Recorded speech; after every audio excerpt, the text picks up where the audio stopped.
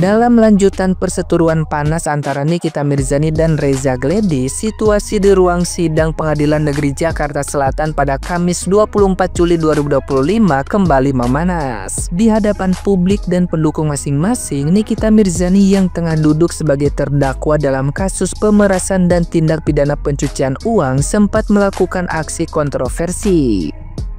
Ia terlihat memutar badannya dan mengacungkan jari tengah ke arah pendukung Reza Gledys, salah satunya adalah Fitri Salhuteru. Momen ini disaksikan langsung oleh Fitri yang dulu dikenal sebagai sahabat dekat Nikita Mirzani. Namun alih-alih terpancing emosi, Fitri justru merespon dengan tenang. Bahkan saat ditanya soal gestur jari tengah dari Nikita Mirzani, Fitri menegaskan tidak ada kekesalan.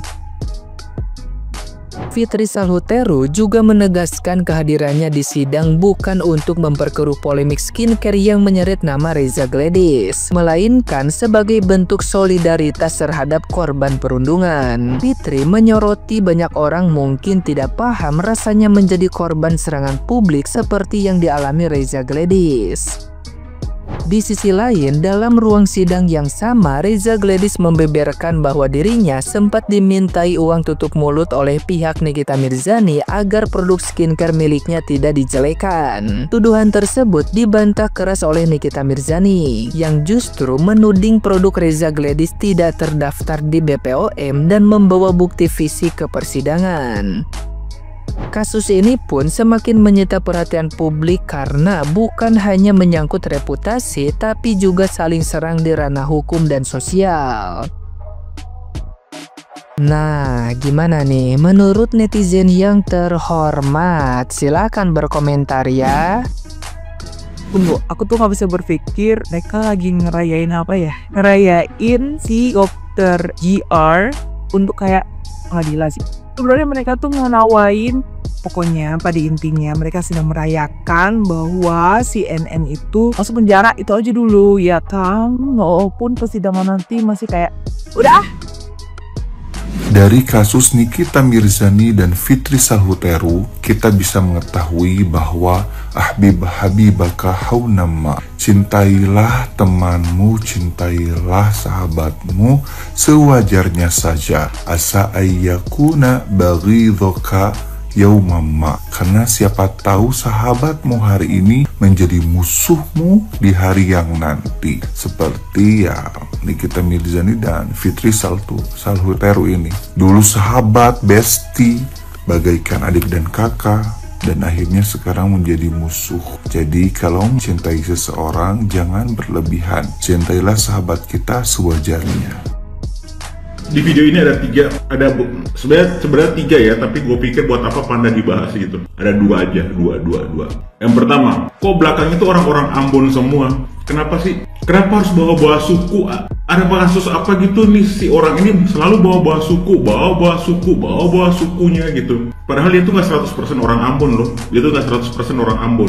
Dia bapaknya kalau nggak salah keturunan, bapaknya itu keturunan Ambon gitu. Nggak pure 100% Ambon. Kok belakangnya banyak banget orang Ambon? Gue nggak paham untuk mengintimidasi atau menunjukkan kekuatan powernya suku, salah satu suku gitu. Nggak penting banget sih. Terus yang berikut, katanya mendukung korban bullying gitu. Dia mau support Reza Gledys karena Reza Gledys itu dibully gitu. Lah lu nggak bully orang juga, lu nggak bully orang, bahkan lu ngatain Nikita Mirzani HIV, itu udah parah banget. Lu ngomongnya udah kemana-mana masalah HIV aja, katanya nggak boleh tukeran sendok, apa segala macam.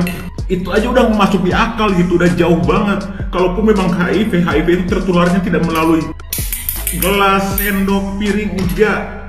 Nih ya, ini videonya dia nih, yang menghina Nikita Mirzani, yang memfitnah Nikita Mirzani, katanya Nikita Mirzani HIV. Apakah ini bukan bullying? Apakah bullying dibalas dengan bullying itu bagus? Hah? Gimana sih Fitri? Ini contoh ya, orang-orang kalau ngomong nggak ngotak lagi gitu, karena sudah tertutup dengan emosi gitu. Jadi dia udah nggak tahu apa yang harus diomongin gitu. HIV katanya bisa tertular lewat menjaga sendok, gelas, piring. Tuh. Aduh, ada lucu-lucu nih guys.